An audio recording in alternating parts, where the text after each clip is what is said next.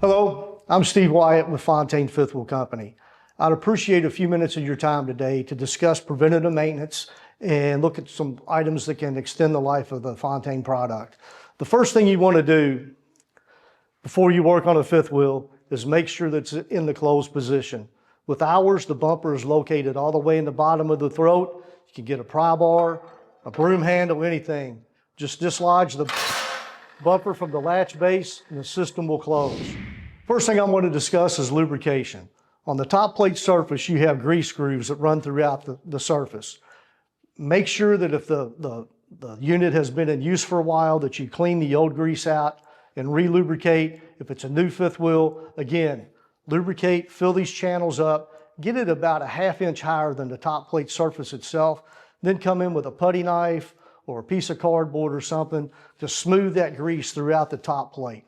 A lot of people like to just squirt it all over or put a line here and expect the trailer plate to squeegee it over and cover it, but it's best if you go ahead and manually do it yourself. For lubricating the jaw and wedge, come in and make sure that you put lubrication on the top, on the back side, which is very important, and also on your stationary jaw here. Also get underneath and put a little bit. A lot of people like to put a big thick coat on here and expect it to just kind of squeegee itself around. What you're going to do is you're going to get a grease buildup, and that could cause you issues when wintertime rolls around. You have grease buildup, it gets old, it gets dirty. It turns into more of a paste than it is a lubricant. I like using the paintbrush because it's going to, again, put a thinner coat on there and spread it evenly. If you look at the picture here, you can see where a technician went in. He gave it a good effort. He put grease on the top surface, but he left the back side of the wedge bare. And what happens is when the paint wears off of the wedge or any of the parts, it doesn't have any lubrication on there. Mother Nature comes in, that bare metal turns to rust. Well, that's going to create hard to open and hard to close issues. And if you think on the inside here where the jaw or where the wedge actually rests, the same thing will happen there. If that paint wears off and you get rust on your backup pad and you have rust on this wedge, it's going to create a situation where the wheel, when it goes to close, it may hang up here just due to the rust, and you have to come over and kind of shove the handle in to get it to close completely. So again, make sure you're putting the thin coat all over the jaw and wedge, and even come in with a screwdriver and pry your jaw and wedge apart. And make sure that you get some grease down between those two pieces, because they stay so tight together that you can have grease around it and it's not going to work its way down in there. You keep grease in there, it's going to extend the life of the jaw and wedge, and it's going to make the system operate smoother. That jaw and wedge, every time you drop and hook, they rub against each other. So with lubrication in there, again, it's going to extend the life. And while you have it in this position, get a second screwdriver and come in and run it across the serrations in there. It will get to a point that the serrations on the jaw and wedge will wear themselves smooth. When that happens, that's when it's time to do a rebuild, not before. If you rebuild it and there's serrations still on there, you're just wasting time and wasting money. For adjustment, open the fifth wheel, get you a test king pin, close the wheel, and then come over to the adjustment rod. Just a little bolt head that sticks out the side of the fifth wheel, and make sure that you get about 1/4 inch play. Doesn't have to be exact, just somewhere in that neighborhood. If you need to adjust it, come in here, take you 1 1/16 inch, back it, do it whichever way you need to do to get to that 1/4 inch. Then come back over, reopen the fifth wheel, reclose it. That lets all the parts kind of reset themselves. Come back and check that again. I will tell you that every brand new fifth wheel you get from Fontaine is out of adjustment. They're all set down to 0 from the factory. And the reason we have to do that is because one of the OEMs goes in and repaints our fifth wheel. We know they all repaint them, black, blue, green, whatever, to match the frame of the truck. But the one OEM goes in and they clean all the grease off of our locking system that we put on at the time of manufacturing. Usually by the time the truck gets to the fleet, the pre-delivery and service sheet just has a line item that says lubricate fifth wheel. Well, to the tech, that means put grease on the top plate and get it ready to marry to a trailer. So you have a brand new locking system with a fresh coat of paint and no lubrication. That leads to hard to open issues. We went back to this OEM. They rejected us, told us they weren't changing our procedures.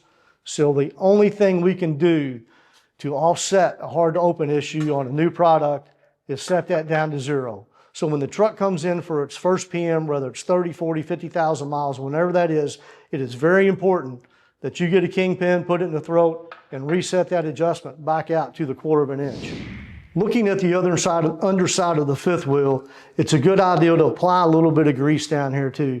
And you can easily do this with a paintbrush with the unit on the truck. You can just reach under here, put a little grease on the rear of your operating handle, spread a little on your timer, come up here, hit a little bit on your secondary lock, and even run a little bit down your cross member here, because that's your operating handle drags across there.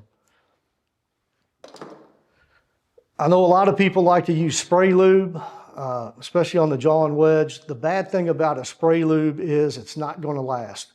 If the truck's coming in every week, yeah, you can use spray lube, but if you're not going to see it, like I said earlier, for 30, 40, 50,000 miles, that spray lube is going to be long gone. So a light coat of grease is going to last a whole lot longer than any spray lube. As far as the parts, this is your pull handle. This is what you use to uncouple from the trailer. This is a secondary lock. It's a safety feature. What it does, once the system is coupled, it will not reopen unless you pull the handle. You get in here and try to force that jaw and wedge open, that secondary lock catches on the latch base and won't allow it to open. The long piece is the operating handle. It keeps all the pieces and parts connected together. One piece can't move without all the pieces moving. So a good first indicator for your driver to make sure that he is securely locked and his secondary lock is engaged is to look at his handle. As if his handle is within 1 inch of the outer band of the fifth wheel, he knows that his secondary lock is engaged. This is the bumper. This is what the kingpin actually strikes to engage the lock. Fifth wheel set up in the open position. The tab of that bumper is sticking down in the throat. Kingpin enters, strikes the bumper, engages the lock. Closing the fifth wheel. This is the timer. This is what ensures that the jaw goes in first and the wedge comes in behind it. You have a timer spring, you have a bumper spring, and you have a secondary lock spring. Be cautious that if you ever have to replace this spring, you put it in the correct holes. I see them sometimes they put it up here, or sometimes they'll stretch it over here. Make sure you put it back where it's supposed to go. If you're running an air-actuated cylinder, please be aware that there are some things that can go wrong here. And what we're seeing is a lot of these mounted incorrectly. They'll come in and they'll be sitting, which is actually the bottom side of the secondary lock and also the brace on the side. We don't know for sure where this is occurring. You have to understand that we manufacture the fifth wheel. We have several checks that make sure that they're installed correctly at the factory before they leave us. But after the fifth wheel is built, the OEMs send their carriers in. They pick the fifth wheels up from us. Usually they go to a sequencer. The sequencer has them. They ship them into the plant. The plant gets them. They install them. The truck is built. The plant turns them over to a drive-away company. The drive-away company a lot of times takes them to some type of mod center. The mod center has them for a while. When they're done, they give it back to a drive-away company, and then they're delivered to the fleet. Well, there's a lot of hands that touch our product before they get to the end user. And we also know that some of the drive-away companies, they've got some special rigging they use to deck their trucks, stock them, piggyback them, whatever you want to call it. And a lot of times they'll use wood across here. And we suspect that some are removing our cylinder because it's in the way of their bracketry. They're taking them off so they don't damage their cylinder, which we appreciate. But then when they're putting them back on, they're taking the easy route and putting them on top. That's incorrect. So whenever you get a chance, you get one of these come in, take a look at it and make sure that they're mounted correctly. Or if you have to replace one, make sure that they go back in the proper position. When you're mounting the cylinder or you're inspecting it, make sure that one end is underneath your bracket over here, and on the secondary lock end, make sure it is oriented correctly.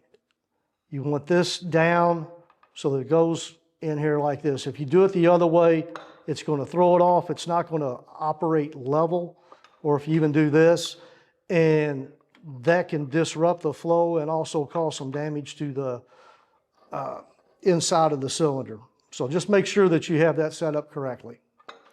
There's a couple of things you can do to the cylinder to help maintain it and extend its life. There's a weep hole at the end of the cylinder.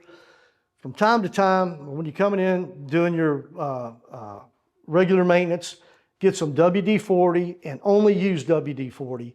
Put 2 little squirts in that hole and then cycle the fifth wheel 4 times. Cycle the system.